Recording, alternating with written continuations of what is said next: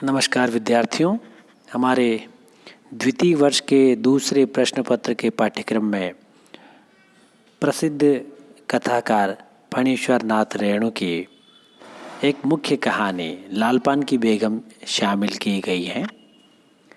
इस कहानी का आज हम पाठ करेंगे। ये सीरीज रूप में हम प्रस्तुत करेंगे। इसका पहला भाग आज हम वाचन के रूप में यहाँ प्रस्तुत करेंगे और इसके बाद हम कथानक और चरित्र चित्रण और शीर्षक की उपादेयता के बारे में विचार करेंगे। लीजिए, प्रस्तुत है इस कहानी का पाठ। क्यों बिरजू की माँ नाच देखने नहीं जाएगी क्या? बिरजू की माँ शकरकंद उबाल कर बैठी मन ही मन कुढ़ रही थी अपने आंगन में। 7 साल का लड़का बिरजू शकरकंद के बदले तमाचे खाकर आंगन में लोटपोट कर सारी देह में मिट्टी मल रहा था। चंपिया के सिर भी चुड़ैल मंडरा रही है। आधे आंगन धूप रहते जो गई है। सौवाइन की दुकान छोवा गुड़ लाने सो अभी तक नहीं लौटी। दिया बाती की बेला हो गई। आए आज लौट के जरा। बागड़ बकरे की देह में कुकुर माची लगी थी, इसलिए बेचारा बागड़ रह रह कर कूद फांद रहा था। बिरजू की माँ बागड़ पर मन का गुस्सा उतारने का बहाना ढूंढ कर निकाल चुकी थी। पिछवाड़े की मिर्च की फूली गांच बागड़ के सिवा और किसने कलेवा किया होगा।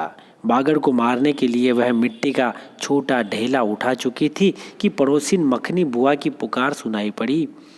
क्यों बिरजू की माँ नाच देखने नहीं जाएगी क्या? बिरजू की माँ के आगे नाथ और पीछे पगिया न हो तब न फुआ। गरम गुस्से में बुझी नुकीली बात फुआ की देह में धस गई और बिरजू की माँ ने हाथ के ढेले को पास ही फेंक दिया। बेचारे बागड़ को कुकुर माछी परेशान कर रही थी। बिरजू ने लेटे ही लेटे बागड़ को एक डंडा लगा दिया। बिरजू की माँ की इच्छा हुई कि जाकर उसी डंडे से बिरजू का भूत भगा दे, किंतु नीम के पास खड़ी पनभरनियों की खिलखिलाहट सुनकर रुक गई। बोली, ठहर, तेरे बप्पा ने बड़ा हथ छुट्टा बना दिया है तुझे। बड़ा हाथ चलाता है लोगों पर, ठहर। मखनी बुआ नीम के पास झुकी, कमर से गड़ा उतार कर पानी भरकर लौटती पनभरनियों में बिरजू की माँ की बहकी हुई बात का इंसाफ करा रही थी। जरा देखो तो इस बिरजू की माँ को। 4 मन पाट का पैसा क्या हुआ है, धरती पर पाँव ही नहीं पड़ते। निसाफ करो, खुद अपने मुंह से 8 दिन पहले से ही गांव की अली गली में बोलती फिरी है। हाँ, इस बार बिरजू के बप्पा ने कहा है बैलगाड़ी पर बिठाकर बलरामपुर का नाच दिखा लाऊंगा। बैल अब अपने घर है तो 1000 गाड़ी मंगनी मिल जाएगी। सो मैंने भी टोक दिया। नाच देखने वाली सब तो ऑन पॉन कर तैयार हो रही हैं, रसोई पानी कर रहे हैं। मेरे मुंह में आग लगे। क्यों मैं टोकने गई, सुनती हो क्या जवाब दिया बिरजू की माँ ने? मखनी फुआ अपने पोपले मुंह के होठों को एक और मोड़ कर ऐंठती हुई बोली निकाली, अरे हाँ, बिरजू की मैया के आगे नाथ और पीछे पगैया ना हो तब ना। जंगी की पुतोहू बिरजू की माँ से नहीं डरती। वह जरा गला खोल कर ही कहती है, फुआ, सरबे सितली मेंट्री के हाकिम के बासा पर फूल छाप किनारी वाली साड़ी पहन के यदि तू भी भटा की भेंटी चढ़ाती तो तुम्हारे नाम से भी 2-3 बीघा धनहर जमीन का पर्चा कट जाता।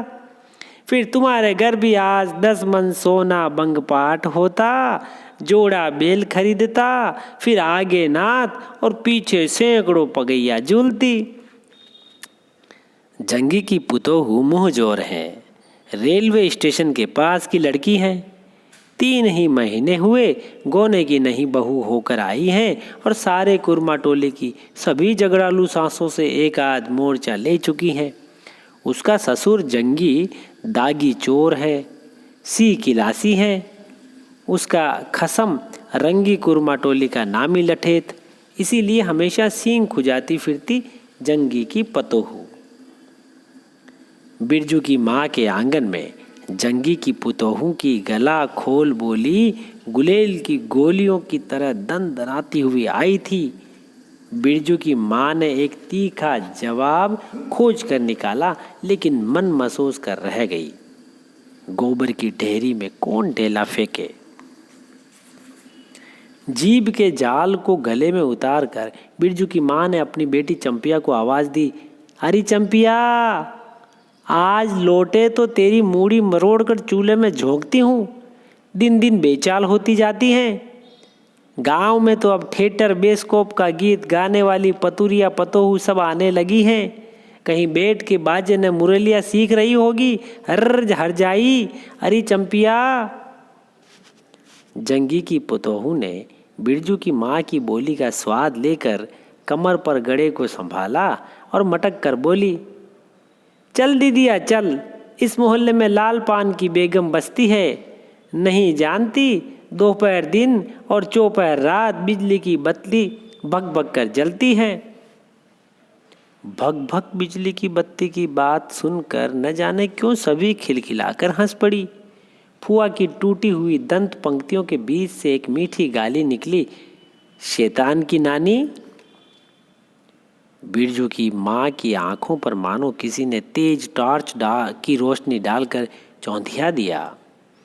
भग भग बिजली बत्ती। 3 साल पहले सर्वे कैंप के बाद गांव की जलनडाही औरतों ने एक कहानी गढ़ के फैलाई थी कि चंपिया की माँ के आंगन में रात भर बिजली बत्ती बुकबुकाती है। चंपिया की माँ के आंगन में नाक वाले जूते की छाप घोड़े की टाप की तरह। जलो जलो और जलो। चंपिया की माँ के आंगन में चांदी जैसे पाट सूखते देखकर जलने वाली सभी औरतें खलिहान पर सोनौली धान के बोझों को देखकर बैंगन का भुर्ता हो जाएगी।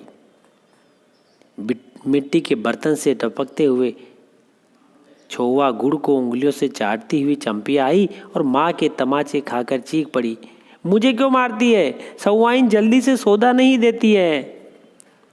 सौवाइन जल्दी सौदा नहीं देती कि नानी?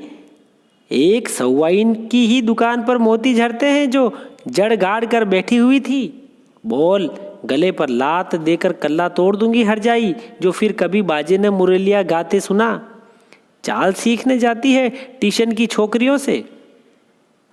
बिरजू की माँ ने चुप होकर अपनी आवाज़ अंदाजी कि उसकी बात जंगी के झोंपड़े तक साफ साफ पहुंच गई होगी। बिरजू बीती हुई बातों को भूलकर उठ खड़ा हुआ था और धूल झाड़ते हुए बर्तन से टपकते गुड़ को ललचाई निगाहों से देखने लगा था। दीदी के साथ वह भी दुकान जाता तो दीदी उसे भी गुड़ चटाती जरूर। वह शकरकंद के लोभ में रहा और मांगने पर माँ ने शकरकंद के बदले, ए मैया, एक अंगुली गुड़ दे दे। बिरजू ने तलहत्ती फैलाई, देना मैया, एक रत्ती भर।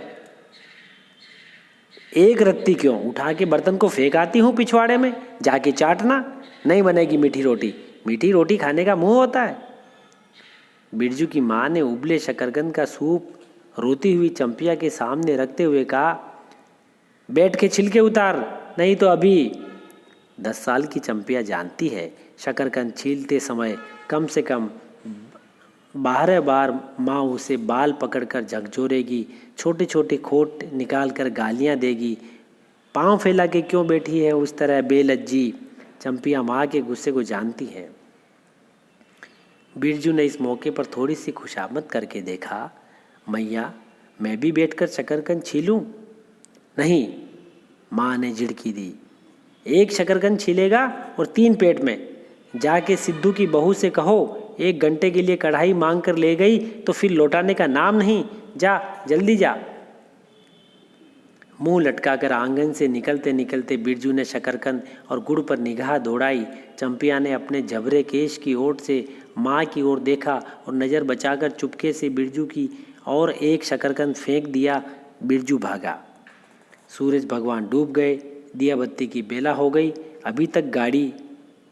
चंपिया बीच में ही बोल उठी, कोयरी टोले में किसी ने गाड़ी नहीं दी मैया। बप्पा बोले माँ से कहना सब ठीक ठाक करके तैयार रहे, मलदहिया टोली के मियाँ जान की गाड़ी लाने जा रहा हूँ। सुनते ही बिरजू की माँ का चेहरा उतर गया। लगा छाते की कमानी उतर गई घोड़े से अचानक। कोयरी टोले में किसी ने गाड़ी मंगनी नहीं दी, तब मिल चुकी गाड़ी। जब अपने गांव के लोगों की आंख में पानी नहीं तो मल्दिया टोली के मियाँ जान की गाड़ी का क्या भरोसा। न 3 में न 13 में क्या होगा शकरकंद छील कर रख दे उठाकर। यह मर्द नाच दिखाएगा, बैलगाड़ी पर चढ़कर नाच दिखाने ले जाएगा। चढ़ चुकी बैलगाड़ी पर, देख चुकी जी भर नाच। पैदल जाने वाली सब पहुंचकर पुरानी हो चुकी होगी। बिरजू छोटी कढ़ाई सिर पर औंधा कर वापस आया। देख दीदिया, मलेट्री टोपी, इस पर 10 लाठी मारने से भी कुछ नहीं होता। चंपिया चुपचाप बैठी रही, कुछ बोली नहीं, जरा भी मुस्कुराई नहीं। बिरजू ने समझ लिया मैया का गुस्सा अभी उतरा नहीं है पूरे तौर से। तो इस कहानी के पाठ की इस सीरीज में बाकी की कहानी हम अगली सीरीज में पढ़ेंगे। तब तक धन्यवाद।